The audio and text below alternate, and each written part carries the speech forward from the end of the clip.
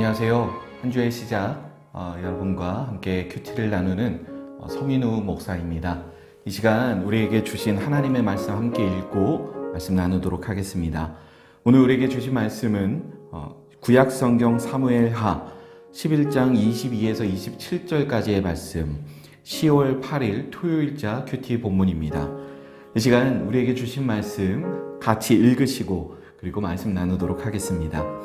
전령이 가서 다윗에게 이르러 요압이 그를 보낸 모든 일을 다윗에게 아뢰어 이르되 그 사람들이 우리보다 우세하여 우리를 향하여 들러 나오므로 우리가 그들을 쳐서 성문 어기까지 미쳤더니 활 쏘는 자들이 성 위에 왕의 부하들을 향하여 쏘매 왕의 부하 중 몇 사람이 죽고 왕의 종 햇사람 우리야도 죽었나이다 하니 다윗이 전령에게 이르되 너는 요압에게 이같이 말하기를 이 일로 걱정하지 말라. 칼은 이 사람이나 저 사람이나 삼키느니라.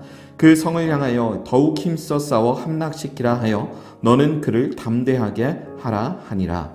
우리아의 아내는 그 남편 우리아가 죽었음을 듣고 그의 남편을 위하여 소리내어 우니라. 그 장례를 마침에 다윗이 사람을 보내 그를 왕궁으로 데려오니 그가 그의 아내가 되어 그에게 아들을 낳으니라. 다윗이 행한 그 일이 여호와 보시기에 악하였더라. 아멘. 오늘 이 말씀을 보기 전에 우리에게 정말 중요한 말씀이 있죠. 여러분들이 계속해서 큐티를 이어오셨다면 10월 7일자 금요일 본문이 이 말씀과 이어지는 그런 모습으로 우리에게 다가온다는 것을 우리가 알 수 있습니다. 말씀을 보면 그런 내용이죠. 다윗이 밧세바와 동침하여 그녀를 범하게 되고 이제 밧세바의 임신 소식이 알려오자 우리아를 불러 어떻게든 밧세바와 동침하게 하려 하지만 우리아는 이걸 거절합니다. 그래서 다윗은 본인의 입장에서는 어쩔 수 없다는 명목을 끄집어내서 우리아에게 편지를 들려보내죠. 그 편지의 내용은 그런 내용입니다. 요압에게 주는 편지였고 우리아를 적진 한 군데로 보내게 한 뒤 그에게 해당하는 모든 보급을 끊고 그가 전장에서 죽게 하라라고 하는 명령입니다. 그리고 말씀을 보면 우리아가 말씀에서 이제 죽었다라고 결론을 맺는 게 이제 금요일 본문이었고 오늘은 그 이후 그 소식이 알려지는 그런 내용입니다. 여기에서 우리가 좀 주목해서 봐야 할 것이 있습니다. 바로 오늘 큐티 본문의 제목 그리고 오늘 본문의 27절 말씀인데요. 우리가 27절 말씀 한번 읽어보도록 하겠습니다.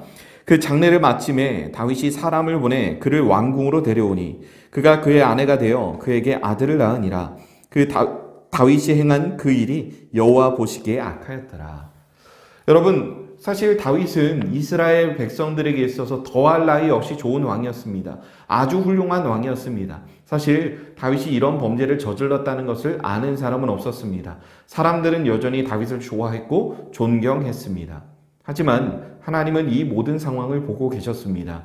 중요한 건 다윗이 사람들에게 아무리 훌륭한 존경과 사랑을 받는 것보다 훨씬 더 중요한 건 하나님 앞에서 그가 인정받는 일이었습니다. 우리가 성경에 기록된 많은 선지자들을 보게 됩니다. 대표적으로 예레미야 선지자도 그렇고요. 다른 많은 선지자들이 그렇게 사람들에게 환호를 받는 입장이 아니었다는 것을 우리가 알고 있습니다. 엘리야 선지자도 마찬가지였죠.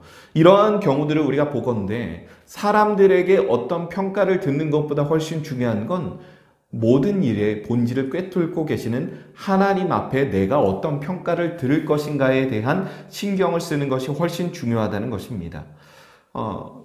종종 이런 일을 물어보시는 분들이 있습니다. 그리고 제가 청년 사역할 때도 이러한 종류의 일들을 물어보는 그런 청년들이 있었는데요. 어떤 거냐면 목사님 제가 어떤 일을 선택해야 되는데 어떤 중요한 일을 결정해야 되는데 A를 할까요? B를 할까요?에 대한 문제를 저에게 많이들 질문을 해 오셨던 걸 제가 기억합니다. 그런데 저는 언제나 그 부분에 대한 대답을 A가 더 좋은 것 같습니다. B가 더 좋은 것 같습니다. 라고 대답하지 않았습니다. 어떻게 대답했냐면 만약에 형제님이 자매님이 그 일을 선택하시기에 집사님이 그 일을 선택하시기에 A도 좋고 B도 좋은데 A를 선택하시는 형제님의 마음이 어떤지 B를 선택하시는 형제님, 자매님의 마음이 어떤지 하나님 앞에서 점검해 보시면 됩니다. 라고 그렇게 제가 대답을 드렸습니다. 우리는 하나님이 모든 일을 합력하여 선을 이루게 하시는 분인 줄 믿습니다. 중요한 것은 하나님이 합력하여 선을 이루신다면 A를 선택하든 B를 선택하든 사실 그게 그렇게 중요한 것은 아니죠. 중요한 건 A를 선택하는 나의 마음의 동기와 목적이 무엇이냐, B를 선택하는 나의 마음의 동기와 목적이 무엇이냐에 따라서 하나님은 그로부터 선을 이끌어내실 거라는 얘기입니다. 여러분, 우리의 선택은 언제나 불완전할 수밖에 없습니다.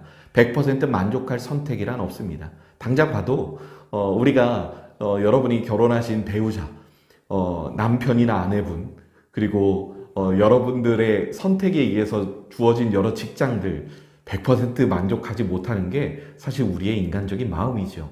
그럼에도 불구하고 그 선택 가운데 내가 하나님 앞에서 그 선택을 했고 하나님을 기쁘시게 하기 위해서 그 선택에 대한 나의 책임을 이어간다면 하나님은 반드시 그 일이 나에게 선물이 되게 하실 것이며 합력하여 선을 이루는 일을 우리의 삶에 허락하실 줄로 믿습니다. 중요한 건 하나님 보시기에 악하다면 아무리 주변에 많은 사람들이 나에게 환호하더라도 사실 그것은 그냥 악한 일일 뿐인 것이죠. 우리가 그 마음을 가지고 살아가야 할 줄로 믿습니다.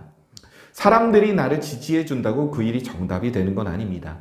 100이면 100 사람에게 물어봤을 때 전부 다 그것으로 대답해주고 내가 그 일을 선택하는데 즐겁고 기쁘다고 해서 그 일이 정당화되는 건 아닙니다. 중요한 건 하나님 앞에서 이 일을 선택하는 나의 마음이 어떠한가, 하나님 앞에서 내 선택에 대한 하나님이 보시기에 어떨지에 대한 내 마음의 확신이 어떠한가. 여러분들 하나님의 시선을 두려워하는 저와 여러분이 되시길 주님의 이름으로 축복합니다. 기도하겠습니다. 하나님, 이 시간 주신 말씀을 통해서 우리가 하나님 앞에서 우리의 삶이 하나님 보시기에 어떠한가가 가장 중요하다는 사실을 우리가 보게 됩니다.